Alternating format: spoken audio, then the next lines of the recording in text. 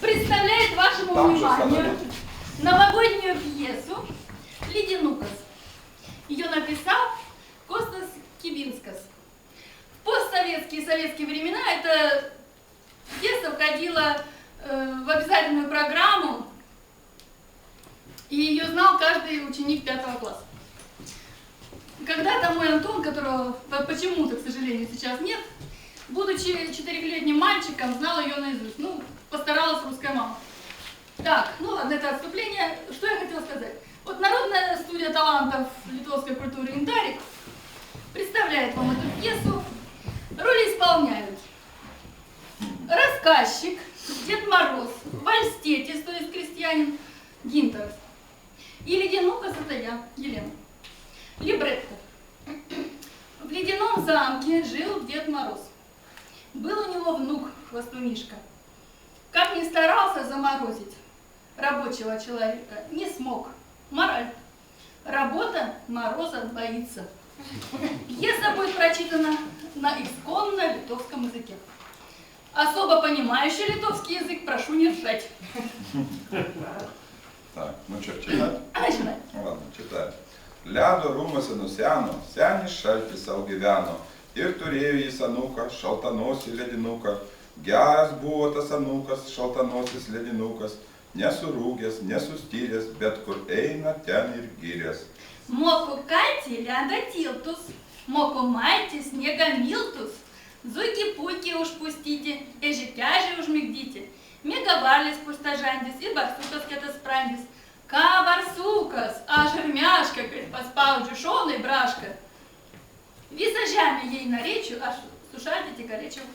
Vienąkart per sniego pūgą šaltis vedasi anūką, o anūkas ledinukas rateliu su snaigėm sukas.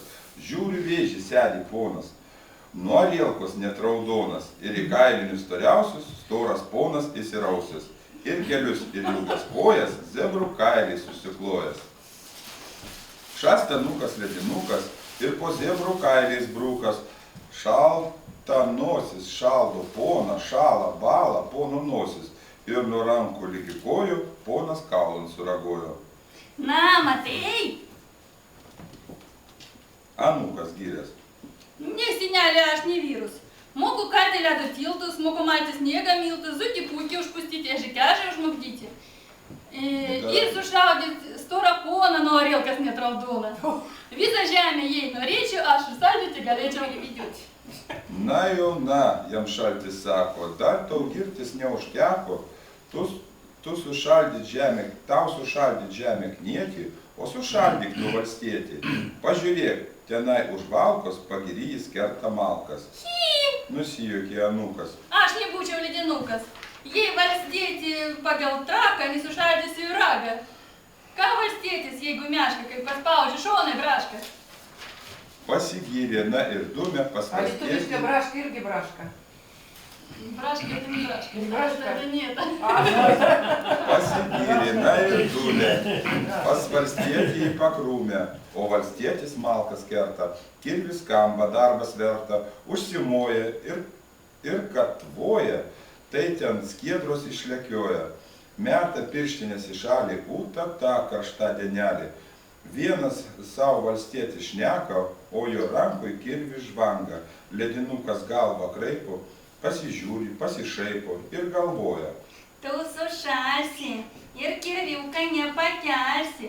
Va ir bus tada žmagelė, ta karšta dienelė. Ir sutelkęs visą rūstį, jis pradėjo šaltį pūsti. Kaklą rankom apsivijo, tuoj skrebučiai apšerkšnijo, tuoj ir ūsai apšarmojo, o šaltutis pagalvojo.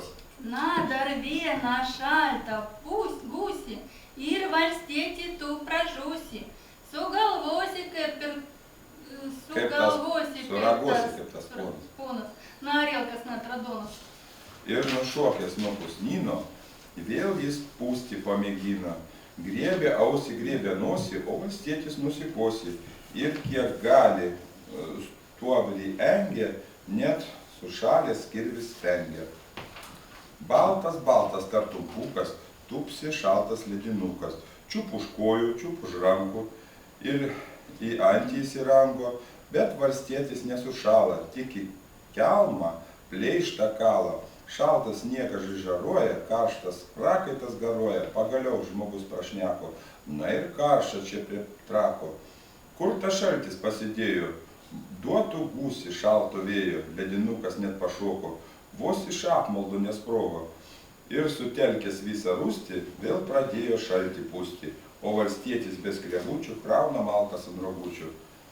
Baigęs darbą ant kelmuko atsisėdo, užsirūko, pailsėjo, pasėdėjo ir per gilę nugirgždėjo. Senis šaltis atlingavo, kur valstietis. Nuvažiavo. Na, matai dabar, sūneli, ką žmogus ir darbas gali.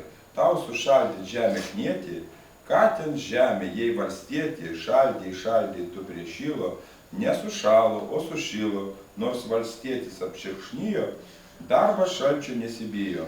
Baltas tartum pūkas, susimastė ledinukas ir nusivedė per pūgą šaltis tylinti anūką.